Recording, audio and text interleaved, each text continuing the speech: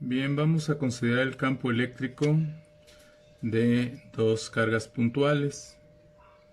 Entonces supongamos que tenemos, digamos, una primera carga puntual Q1.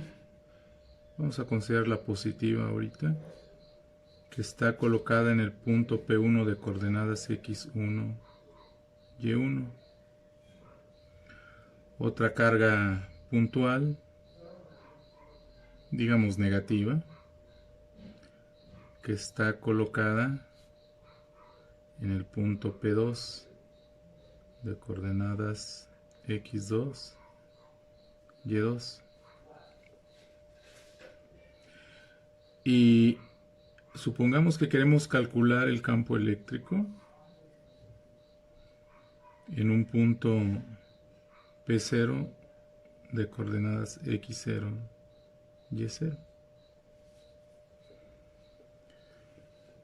Estas cargas podrían, desde luego, estar en el espacio, y el punto donde quiero calcular el campo eléctrico, pues también en el espacio.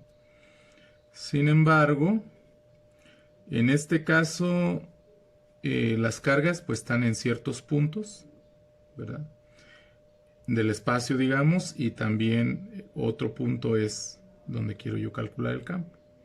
Entonces, cuando yo tengo tres puntos del espacio, entonces 3 puntos en el espacio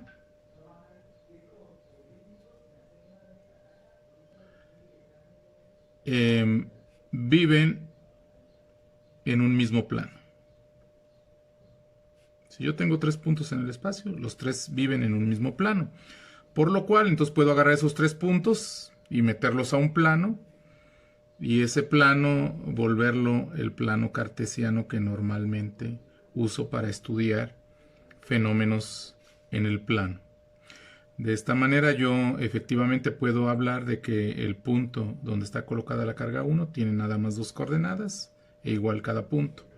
Y esas coordenadas son su coordenada horizontal y su coordenada vertical.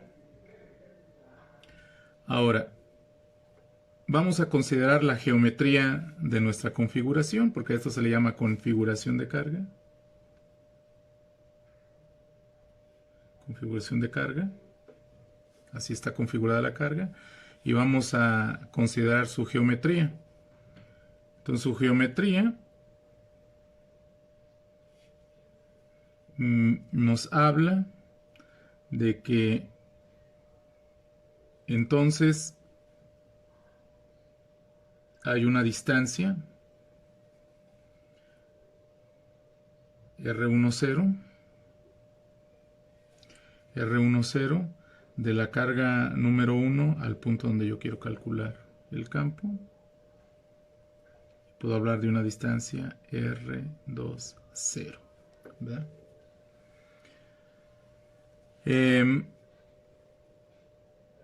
Voy a dibujar aparte las cargas para tener una mayor idea de qué está pasando.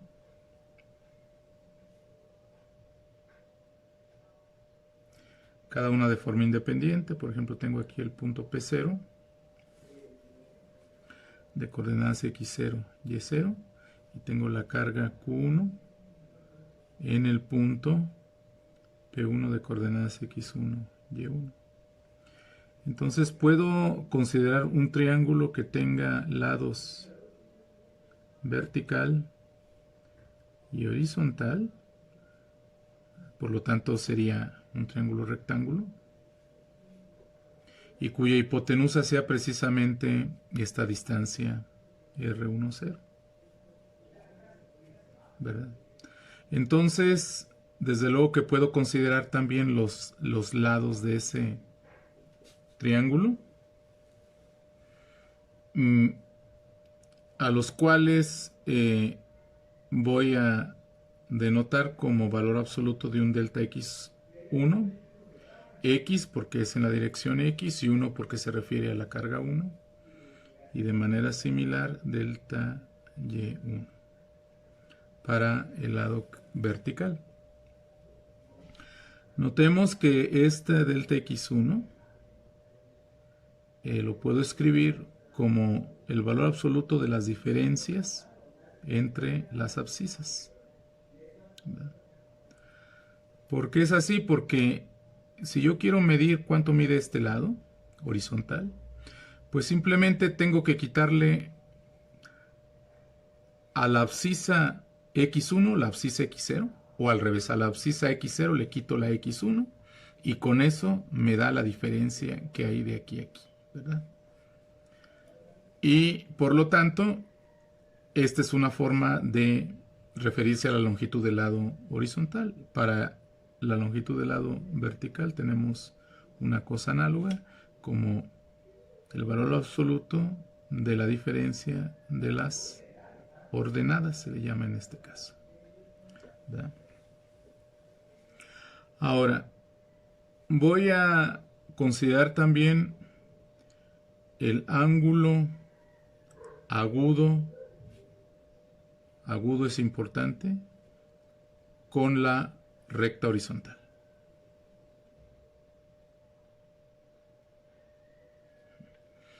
Entonces, es el ángulo agudo con la recta horizontal del segmento cuya longitud es la distancia de la carga 1 al punto P0. Entonces me estoy refiriendo a este ángulo que por dicha razón lo vamos a llamar θ1. Entonces θ1 es el ángulo agudo con la recta horizontal de R10. Notemos que de ese ángulo pues podemos escribir sus funciones trigonométricas, ¿verdad? Sería el seno de θ1, sería el cateto opuesto a θ1, que sería el valor absoluto de delta y1 sobre R10, ¿verdad? El coseno de θ1 sería el valor absoluto de delta x1 sobre R10, ¿verdad? Estos ya lo sabemos, los numeradores, ¿verdad? Se calculan así porque nos están dando las coordenadas y yo calculo esos deltas en relación a las coordenadas. Lo único que nos faltaría saber es R10, pero R10 lo podemos calcular por el teorema de Pitágoras, puesto que aquí se nos forma un triángulo rectángulo. Entonces sería la raíz cuadrada de delta x1 al cuadrado, el cuadrado se pone aquí, ¿verdad? Más delta cuadrada de y1. Entonces, teniendo estas dos longitudes, pues la suma de sus cuadrados y extraerle raíz cuadrada de esa suma nos da la distancia de la carga 1 al punto P0 donde queremos calcular el campo, por lo cual tengo la geometría completa correspondiente a la carga 1 en relación al punto P0. De forma muy semejante, por acá por este lado, voy a dibujar nuevamente aislada la parte que corresponde a Q2, que en este caso la estamos considerando negativa. Está colocada en el punto P2 de coordenadas x2, y2. Acá está nuestro punto pues P0 de coordenadas x0, y0 en este nuevo diagrama. Esto sería R20. Y pues igual consideramos un triángulo que tenga un lado horizontal y un lado vertical, es decir, entonces va a ser un triángulo rectángulo, y cuya hipotenusa sea justamente la distancia de la carga 2 al punto P0 donde queremos calcular el campo. Entonces, desde ese punto de vista, igual podemos hablar de cada uno de sus lados del lado delta x2 en valor absoluto, porque ahora se refiere a la carga 2, y del lado en valor absoluto delta y2. De la misma manera, ¿quiénes serían delta x2 en valor absoluto? Pues el valor absoluto de x0, pero ahora menos x2, ¿verdad? ¿Por qué?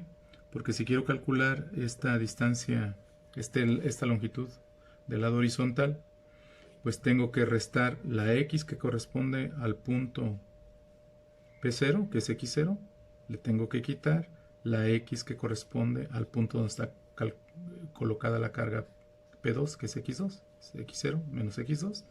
Y claro, pudiera también hacerlo al revés, ¿verdad? x2 menos x0.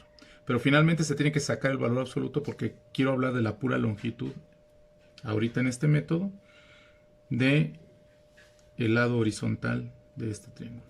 De manera muy similar, tenemos que delta y2 es igual a y0 menos y2.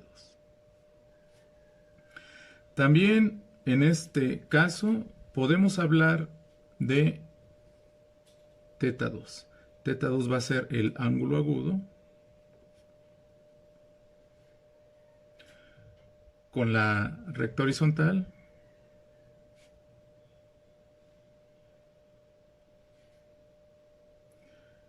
en este caso de R20, o sea, R20 con la recta horizontal. ¿Qué ángulo forma? Pues un ángulo que voy a llamar teta 2. Teta 2. Ese ángulo pues tiene sus funciones trigonométricas también, ¿verdad?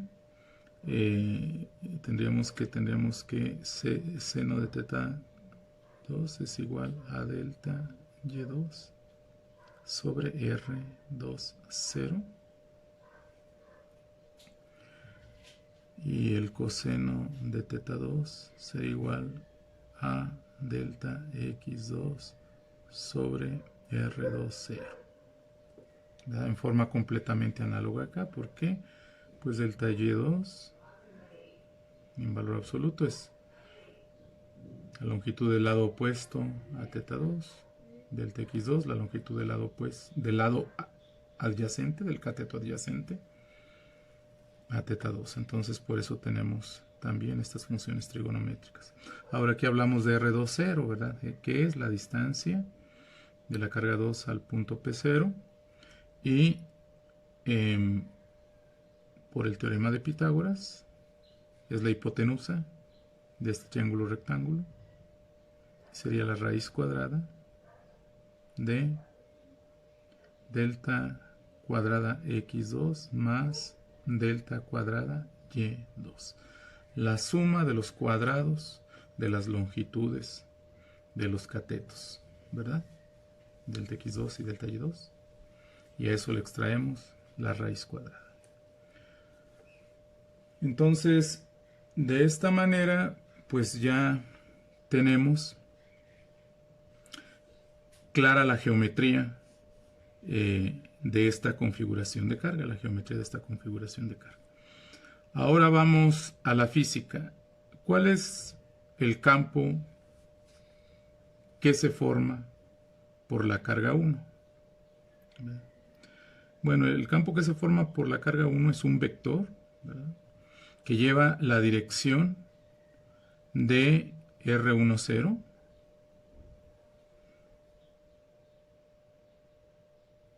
y se aleja de la carga 1. ¿Por qué es así, verdad? Bueno, vamos a recordar que yo coloco una carga de prueba Q0 positiva, muy pequeña, en el punto P0, y esa carga positiva pequeña me va a indicar la dirección que lleva el campo. ¿Qué dirección va a adquirir? La del empujón, en este caso empujón que recibe de la carga Q1. Va a recibir un empujón porque la va a repeler, entonces va a tener la misma dirección de R10, pero alejándose. Entonces podemos dibujarla de esta manera, el campo. ¿verdad? Porque eso es lo que haría la carga positiva aquí. Este campo le vamos a llamar E1, 0, porque está en el punto P0 y porque se debe a la carga 1, y como es un vector hay que ponerle su flechita.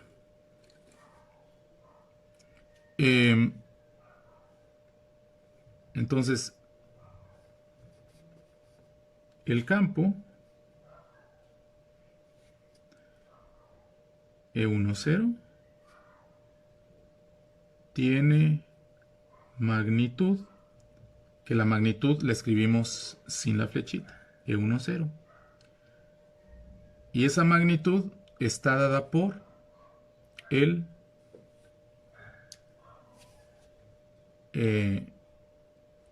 procedimiento de la ley de Coulomb, que sería K por el valor absoluto de la carga Q1 sobre R1, 0 al cuadrado. Esta sería la magnitud del vector E1, 0, el tamaño del vector E1, 0. No tomamos en cuenta el signo de la carga 1, lo cual lo indicamos tomando aquí el valor absoluto. Entonces, esa es la magnitud.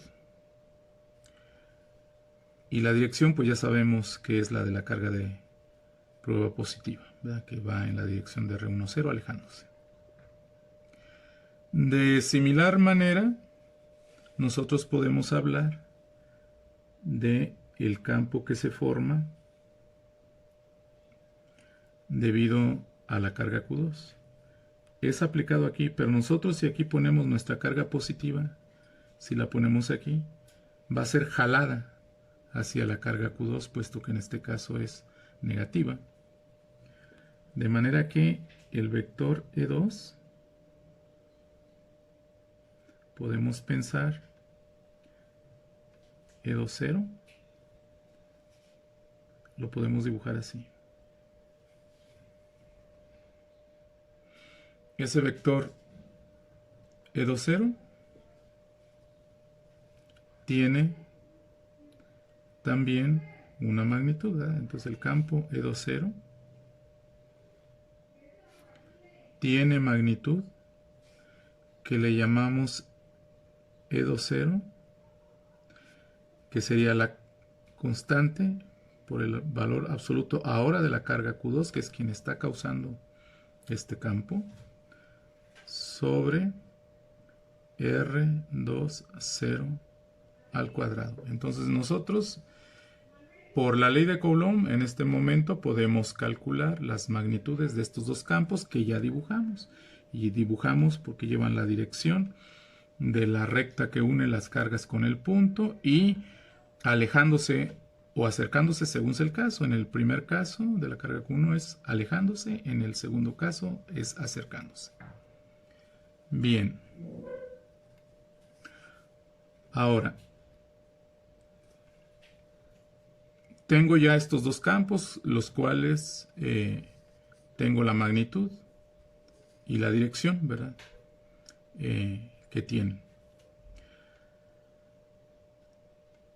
La pregunta es, ¿cuál es el campo total? ¿Cuál es el campo resultante en P0 si tengo dos campos? Bueno, el principio de superposición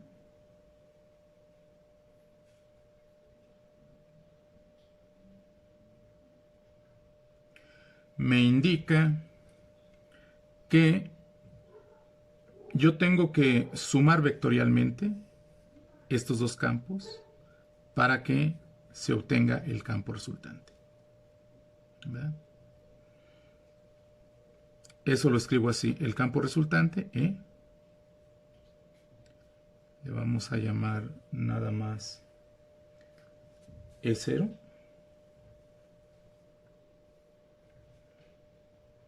va a ser la suma vectorial de E1, 0 más, esta suma es vectorial,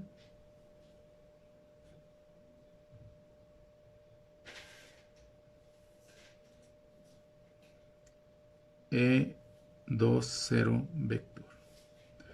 Entonces notemos que vamos a sumar los vectores, no las magnitudes. Entonces aquí le agregamos no magnitudes.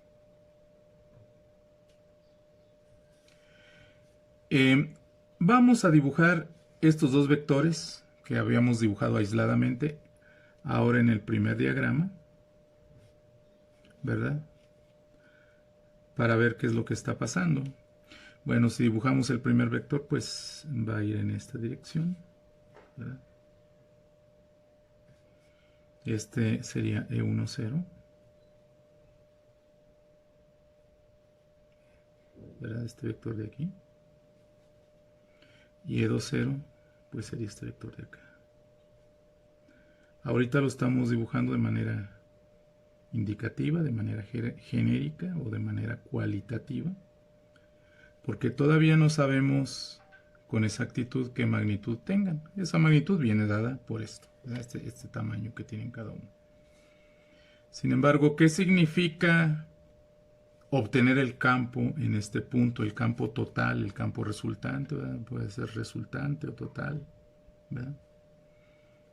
¿Qué significa? Significa encontrar un vector que tiene la siguiente característica, de que al construir un paralelogramo, es decir, completo aquí un cuadrángulo con líneas paralelas a R10 y a R20, claro que también todos son paralelas a E10 y a E20,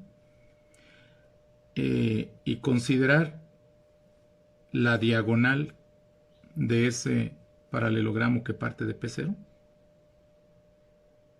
hasta el vértice opuesto, este vector va a ser el campo resultante. Ese vector va a ser el campo resultante. Entonces, el objetivo de encontrar el campo eléctrico de dos cargas puntales es encontrar las características de este vector, es decir, su expresión en componentes horizontal y vertical, su dirección, ¿verdad? ¿Qué triángulo forma? ¿Qué ángulo forma con la horizontal también, ¿verdad? ¿Qué ángulo forma? Y su magnitud. Como dijimos, esta magnitud no es la suma de estas magnitudes. Aquí vemos claramente, por ejemplo, supongamos que yo este vector, ¿verdad? Lo pongo acá. Lo pongo acá. ¿Verdad? Va paralelo a esta. Entonces este vector lo pongo aquí. Ok, ahí lo puse. Ahí está. Y abro con el compás trazo, ¿verdad? De claro girado aquí, trazo. Fíjense cómo entonces caería aquí. Sí está claro que la línea que une a Q2 con el punto P0, ahí ya habríamos acomodado al vector. Claro, como le cambiamos dirección, ya no se puede hablar propiamente de que sea este, pero sí de que tiene su misma magnitud. Entonces, sí está claro que la suma de las dos magnitudes, la del vector E20 más esta parte que es la magnitud del vector E10, esta suma, no es el tamaño del vector resultante que buscamos, ¿verdad? Entonces, queda claro que la suma vectorial no es la suma de las magnitudes, aquí se ve claramente, no es la suma de las magnitudes. Entonces, debemos tener cuidado en no generar esa confusión que a veces se genera en algunos de los estudiantes. Bien. Entonces queremos las características geométricas de este vector. Eso es lo que queremos y en ese caso ya habremos calculado el campo ocasionado por dos cargas puntuales, en este caso estas dos. Bien, hasta el momento tenemos la geometría y además tenemos las magnitudes. ¿Cuál sería el procedimiento para encontrar este vector? Bueno, vamos a regresar a cuando estos dos vectores los teníamos aislados. Notemos que ambos vectores también puedo construir un triángulo con una parte, con un vector que sea horizontal, otro vector que sea vertical Claro que entre los dos van a formar un triángulo rectángulo también. Y que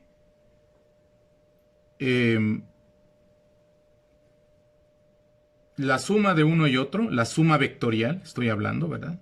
Es decir, la resultante del vector horizontal y el vector vertical que encontré, me den el vector E1, 0.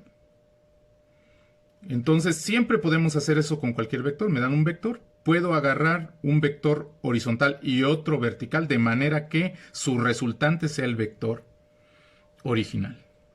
Aquí están, ¿verdad? Me forman un triángulo rectángulo. Notemos que esos triángulos rectángulos que se forman son semejantes, ¿verdad? Son semejantes. Por lo tanto, aquí tenemos dos ángulos correspondientes, ¿verdad? Si recordamos nuestros cursos de geometría de la secundaria y de la preparatoria, pasa esto, ¿verdad? Tengo aquí, como quien dice, θ1, ¿verdad? Que sí sé que es θ1, pero acá se me está formando un triángulo y un ángulo, aquí, este ángulo. Y estas dos rectas son paralelas porque ambas son horizontales. Yo construí este triángulo con este lado horizontal y este también, ¿verdad? Este vector es la componente horizontal de este. Entonces, claramente, θ1 también es este ángulo. Este también es θ1. ¿De acuerdo? En forma similar, para el caso del vector campo eléctrico E2, 0, causado por la carga 2 en P0, puedo descomponerlo en un vector horizontal y un vector vertical, de tal manera que la resultante de estos dos vectores, o bien decir su suma vectorial de estos dos vectores, me da el vector E2, 0.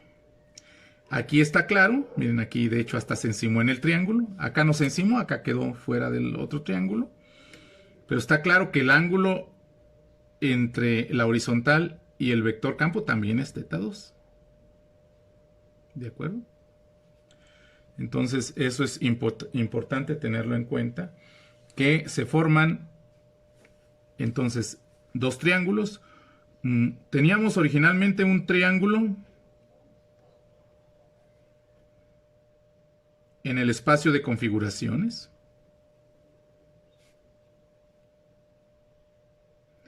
De configuraciones. O de configuración.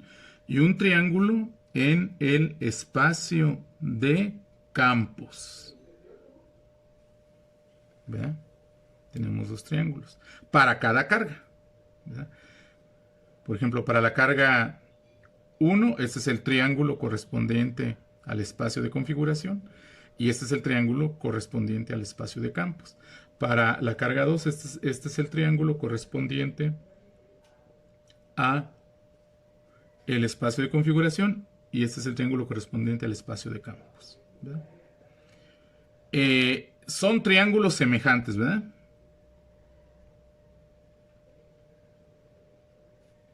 Según la geometría, según la definición de semejanza de la geometría, ¿verdad? De la geometría.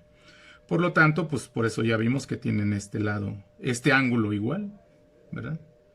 El ángulo, los ángulos agudos respecto a la recta horizontal de el segmento que une las cargas con el punto P0 de cálculo del campo. Esos ángulos son iguales en ambos triángulos, ¿verdad? Son iguales en ambos triángulos.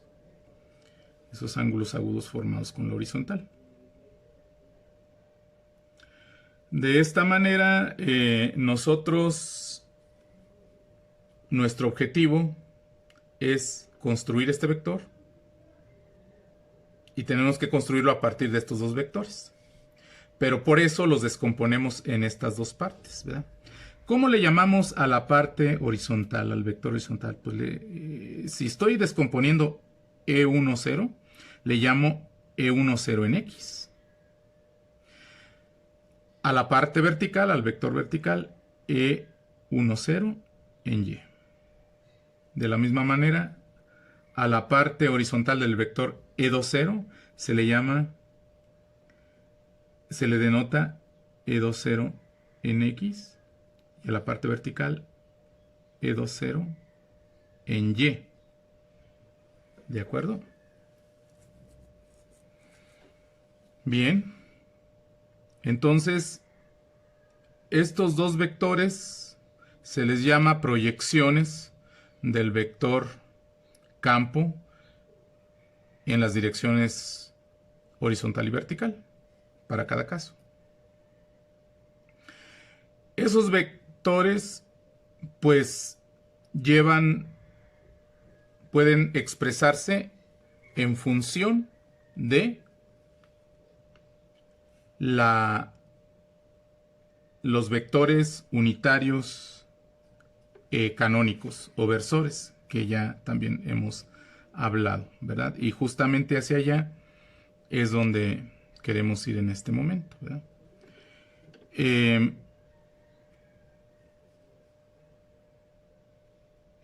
E10 en X, ¿verdad? El vector horizontal, proyección del vector E10, es cierto número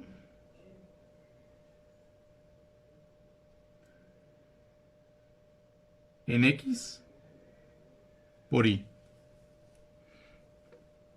El vector vertical es cierto número en Y por J, ¿verdad? Ahorita vamos a ver qué números son esos, ¿verdad? El vector E20 en X es un número que le llamamos E20 en X, ya sin la flechita, por Y. El vector E20 en Y es un cierto número, E20, en Y se le llama, por J. Donde I y J, pues vamos a acordarnos, ¿verdad? Tengo el eje X, el eje Y. Y se le llama I al vector unitario en la dirección del eje X positivo. Y J al vector unitario en la dirección del eje Y positivo, ¿verdad? Entonces estos llegan hasta 1, si los dibujáramos, por decirlo así. Llegan hasta 1. Y se les llama vectores unitarios canónicos porque están fijos, ¿verdad? O versores. Sin embargo, estos nos ayudan para expresar estos vectores E10X y E10 en Y. ¿Por qué es así? Si yo dibujo el triángulo de campos de manera, ¿verdad? Entonces aquí le voy a poner amplio escala. Amplio escala. Para verlo mejor, este sería θ2. Esto sería E2, 0. Esto sería E2, 0 en X, vector, ¿verdad? Estoy hablando de un vector aquí. Este ángulo es recto. Esto sería E2, 0, Y. Dibujé este triángulo de manera más amplia. Está claro que este vector tiene una longitud que puedo calcular por medio de las funciones trigonométricas del ángulo θ2, ¿verdad? Entonces, escribo que E2, 0 en X es igual a E2, 0 multiplicado por el coseno de θ2. Y E2, 0 en Y es igual a E2, 0 por el seno de teta 2. Estas componentes llevan signo positivo por el hecho de que observamos que el vector E20x apunta hacia la derecha y el vector E20y apunta hacia arriba. Entonces, aquí se le pone signo positivo por esa razón. Entonces, las componentes horizontal y vertical del vector E20 son positivas ambas. Ahora bien, amplificando un poquito lo que pasa con el vector E10, tendríamos más o menos lo siguiente. Tendríamos una componente horizontal llamada E10x, una componente vertical llamada E10y, que forman pues un triángulo rectángulo con E10, siendo este ángulo teta 1. Entonces, la componente horizontal de este vector lo escribiríamos ahora E10x. Este es un número que se llama componente, que sí va a llevar signo, en este caso negativo, porque apunta hacia la izquierda. Entonces le ponemos menos, y este es cateto adyacente a teta 1, por lo tanto el tamaño de este vector es E10 multiplicado por el coseno de teta 1. Esto sería la magnitud del vector E10x, pero le ponemos menos para indicar su dirección. Cosa que no ocurría, por ejemplo, con la componente horizontal del vector E20. Ahora, E10y, por las mismas razones, pues ahora se escribía menos E10 por el seno de teta 1. Entonces, aquí ya tenemos las cuatro componentes, que son los coeficientes de los vectores I, J, justamente para cada una de estas cuatro componentes. Aquí están ya en función de los ángulos y de las magnitudes. Esto en este momento se puede calcular bien porque de pasos anteriores ya teníamos estas magnitudes, ¿verdad? Estas magnitudes ya las tenemos aquí, y las funciones trigonométricas de los ángulos igual ya las tenemos calculadas acá de la geometría. Entonces, de esta manera, pues ahora tocaría lo que se le llama ya del vector resultante.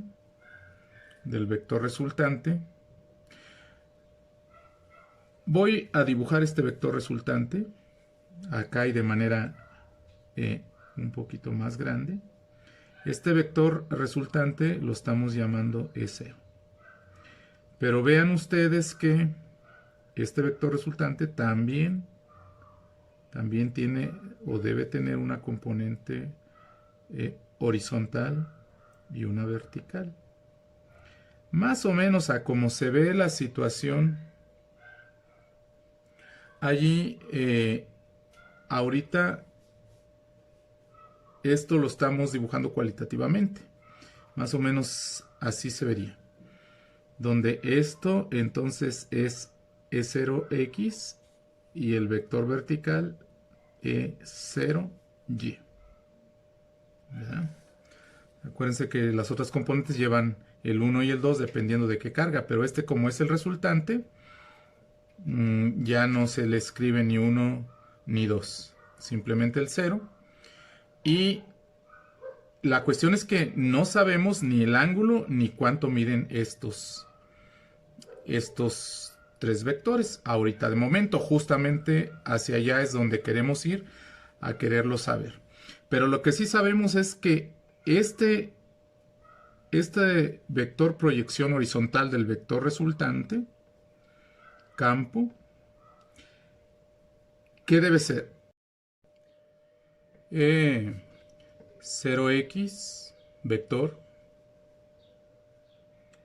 este vector, componente horizontal del vector resultante campo que quiero. Entonces se puede escribir como una cierta componente por el vector unitario y. Ahora, esta componente, ¿quién es? Pues debe ser la suma algebraica, ¿verdad? Esto se entiende. Suma. Bueno, en principio, suma algebraica, que quiere decir suma con signo, con el signo que lleve. En este caso, esta suma algebraica, que también podemos representar así, acuérdense como en la preparatoria decíamos suma de, en este caso, campos en X, entonces sería J0X, ¿verdad? Desde, por ejemplo, en este caso, desde J igual a 1 hasta 2, porque son nada más 2. Pero si fueran más partículas las que estuvieran que solo 2, pues esto sería hasta el número de partículas del cual se trate. Entonces, esta suma es algebraica, o sea, considerando pues el signo, ¿verdad? El signo que aquí va. Y ese signo nosotros se lo ponemos según la dirección que estemos observando, ¿verdad? Para cada campo que estamos sumando. Entonces, por ejemplo, aquí este número componente de el vector resultante, componente horizontal, pues sería, si es E10 en X, escribiríamos E10 en X menos E10 coseno de teta 1, aquí lo escribimos, y luego más E20 en X, que sería E20 en X, E20 coseno de teta 2, y aquí lo escribimos. En forma similar, para calcular E0y vector,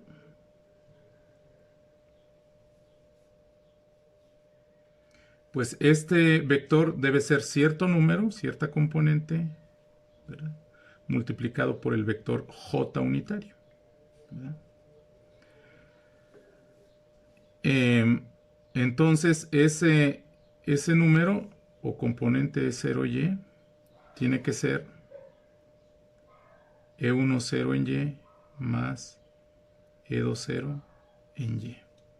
Igual suma algebraica, ¿verdad? ¿Se entiende? Suma algebraica, o sea, con signo. Esto, pues normalmente lo representaríamos como la sumatoria de campos en Y, de J igual a 1 hasta, en este caso, 2. Puede ser hasta el número de partículas que estén causando el campo, de EJ0Y, ¿verdad? Suma de campos en Y.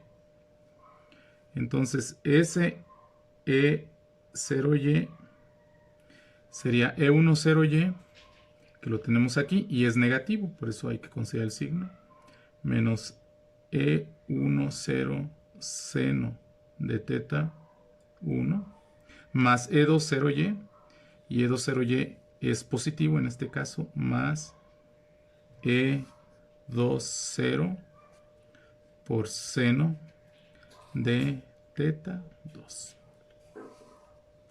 Entonces, vean, ya sabemos la longitud de esta componente. Aquí está, ¿verdad?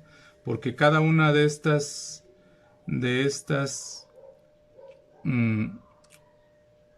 variables ya la conocemos de pasos anteriores, ¿verdad? Conocemos las funciones trigonométricas y conocemos las magnitudes. Lo mismo aquí. Entonces aquí ya tenemos las dos componentes del campo resultante. Entonces el campo resultante, pues lo podemos escribir justamente, el campo resultante es 0, vector, lo podemos escribir como el número E0x que nos haya salido aquí, ¿verdad? Por I más el número E0y que nos haya salido acá, por J. Entonces, esta sería la contestación que tenemos que dar, que es cierto número por I más cierto número por J, donde el cierto número que multiplica I está dado por esto, ¿verdad? Vean cómo el E0x que acompaña a la I involucra los cosenos de los ángulos agudos con la horizontal e involucra la magnitud que corresponda, y el signo se lo ponemos de acuerdo a lo que observamos, ¿verdad? Por ejemplo, en este caso, E1, 0, en X, pues lleva dirección negativa, en cambio E2, 0 lleva dirección positiva, ¿verdad? De manera similar pasa con E0y. Aquí lo tenemos. De esta manera, entonces, esta es la primera contestación que nosotros tenemos que dar, ¿verdad? Aquí va a ser cierto número y cierto número, ¿verdad? Porque se supone que la carga 1 y la carga 2 son ciertos números, las coordenadas son también ciertos números que nos van a dar, ¿verdad? Por lo regular. Entonces, al darnos esos datos, podemos calcular las magnitudes y podemos calcular las funciones trigonométricas, ¿verdad? Porque todo depende de la geometría. Y con esas dos cosas podemos calcular las componentes de la resultante y las ponemos aquí. Pueden ser positivas o negativas, ¿verdad? Según sea el caso. Ahora, ¿qué otra cosa se nos pide por lo regular? Pues la magnitud de 0 de la resultante. Esta magnitud no la sabemos. Y bueno, pues por el teorema de Pitágoras, claro está que sería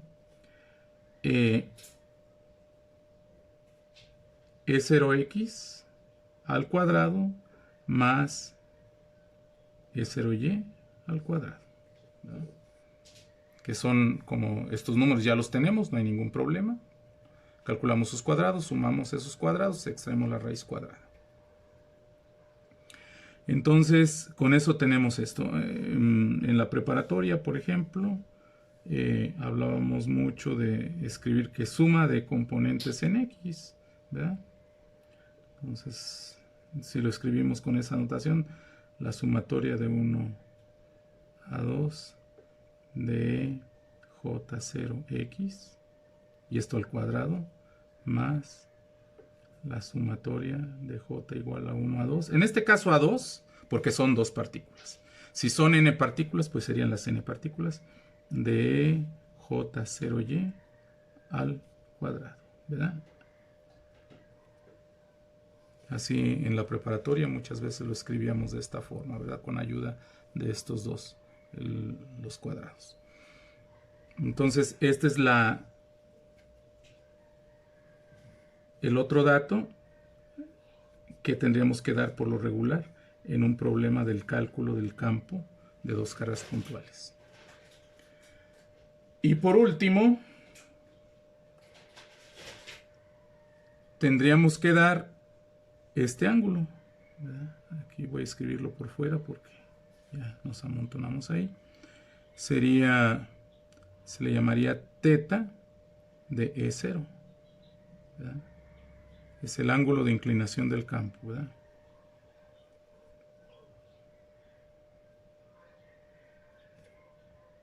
Ángulo agudo respecto a la horizontal, ¿verdad?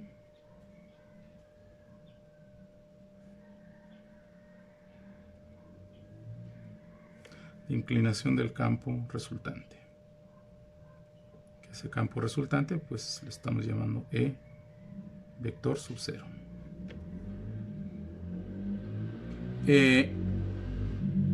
Ese ángulo, en forma análoga como lo hacíamos en la prepa, pues consideramos E0y lo dividimos entre 0x, ¿verdad? Sacamos la magnitud de esto, es decir, el valor absoluto, porque puede ser negativo, ¿verdad? Por ejemplo, si resultara exactamente con este formato, pues tendríamos un número negativo porque va hacia abajo entre un número positivo. Entonces va a ser este negativo y nos va a dar un ángulo negativo, pero como queremos ángulos agudos respecto al horizontal, le sacamos el valor absoluto y a eso le sacamos la tangente inversa. Entonces esto sería la forma con la cual nosotros obtendríamos este ángulo de inclinación. Entonces, teniendo ángulo de inclinación, teniendo magnitud y expresando el vector en sus componentes horizontal y vertical por medio de los vectores I y J, que son los vectores canónicos, se puede decir que entonces está contestada las características del vector campo resultante de estos dos campos causados por estas dos cargas, y está resuelto el problema de calcular el campo eléctrico de dos cargas puntuales. Ahora, un poquito relacionándolo, ¿qué pasa si tuviéramos n cargas puntuales? ¿En qué cambiaría esto? Prácticamente es lo mismo, simplemente se van a hacer, en lugar de dos cuentas, n cuentas. Miren, calculábamos delta x1 y delta x2, por ejemplo. Es decir, nos van a dar n cargas. Estas n cargas están respectivamente colocadas en n puntos. Cada uno con sus coordenadas x y y. ¿Verdad? Es x1, x2, x3 hasta xn, y1, y2 hasta yn. ¿Verdad? Entonces tendríamos una carga 1 en el punto P1, que sería de coordenadas x1, y1. Una carga 2 en el punto P2, que tendría coordenadas x2, y2, etcétera, hasta que llegaríamos a la carga enésima, que estaría colocada en el punto enésimo, de coordenadas xn y yn. Eso tendríamos n cargas. Y el punto P0 pues sigue siendo el mismo, ¿verdad? En un punto quiero el campo E0 en P0, ¿verdad? Entonces, ¿qué es lo que se debe hacer esto? Pues n veces, ¿verdad? Tengo que calcular delta x1, delta y1. Delta x2, delta y2. Delta x3, delta y3, etc. ¿verdad? Entonces, para empezar, tendríamos que calcular los delta xj, que serían calcular x0 menos la xj que corresponda. Esto lo tendríamos que hacer n veces, ¿verdad? Desde j igual a 1 hasta n. Entonces, así como calculé delta x1, luego delta x2, delta y1, delta y2, etcétera. Es decir, n veces. Aquí es y0, perdón. Gracias, menos yj. ¿Verdad? Igual desde j igual a 1 hasta n. ¿Qué más tendríamos que hacer? Pues considerar, obviamente hay n ángulos, ¿verdad? Hay teta 1, teta 2, ¿verdad? Cada uno va a haber un ángulo, ángulos agudos, ¿verdad? Respecto a la horizontal. Cada uno va a tener un ángulo agudo respecto a la horizontal. De todos, yo calcularía las funciones, ¿verdad? Seno en general de teta j, que sería delta xj sobre r j0. ¿Verdad? O sea, cada una calcularía esto Y desde luego que todas tienen su distancia al punto P0, y esa distancia RJ0 en general igual es la raíz cuadrada de delta cuadrada XJ más delta cuadrada YJ, ¿verdad? O sea, estas que nosotros ya tenemos aquí, sumamos los cuadrados para cada uno y extraemos la raíz cuadrada, y esta es la distancia que corresponde del punto P0 a cada uno de los puntos donde están colocadas las cargas. Entonces, para calcular los senos y cosenos de todos estos ángulos agudos, igual se divide, en el caso del seno es delta Y, perdón, aquí gracias, YJ, delta YJ entre RJ0, y para el caso del coseno teta J, de teta J, es ahí sí delta XJ entre RJ0, ¿verdad? Así como lo hicimos el seno de teta 1, delta Y1 entre R1, 0, el seno de teta 2, delta Y2 entre R2, 0, en valor absoluto los deltas, para el coseno lo mismo, ¿verdad? Entonces, igual se puede hacer entonces el cálculo de todas las funciones trigonométricas, de todas las distancias. Y ahora, las magnitudes, ¿verdad? Magnitudes, entonces de todas, ¿verdad? La magnitud EJ, ¿verdad?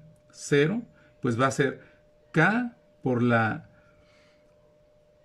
valor absoluto, no sé, sin considerar el signo, la carga J entre RJ0 al cuadrado, ¿verdad? Entonces, esta fórmula se calcularía para cada carga, ¿verdad?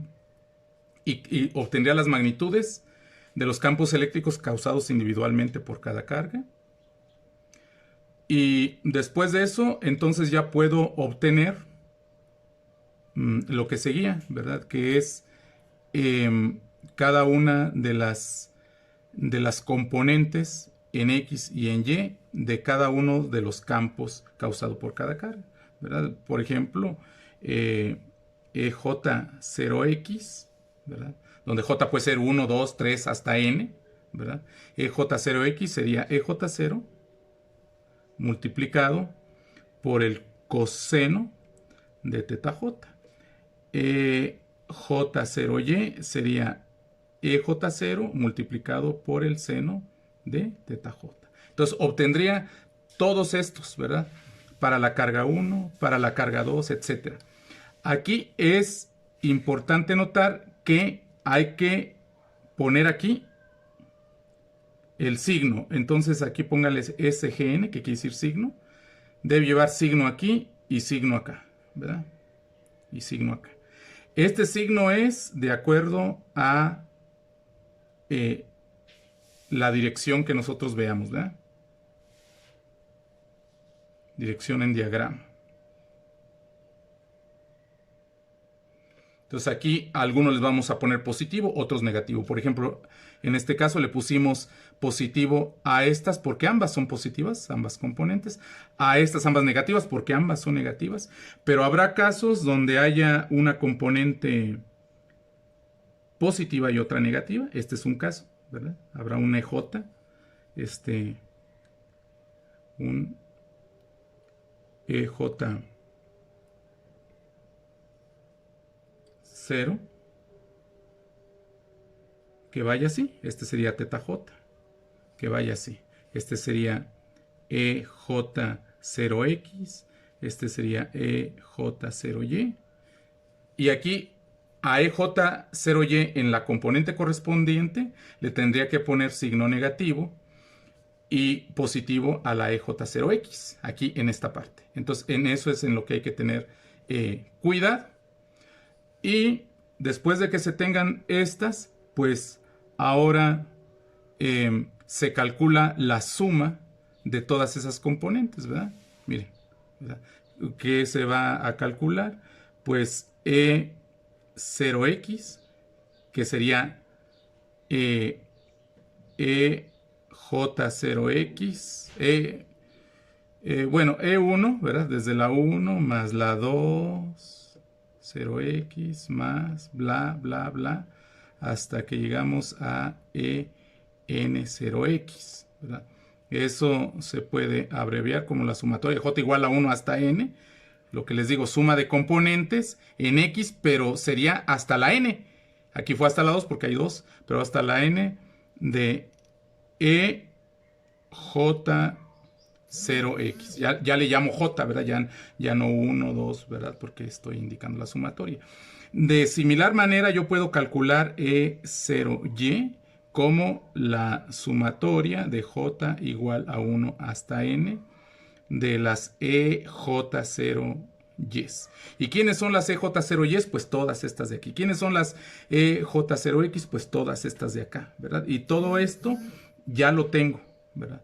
De manera que esto me va a salir un número, esto me va a salir otro número, y ya puedo formar esto, ¿verdad?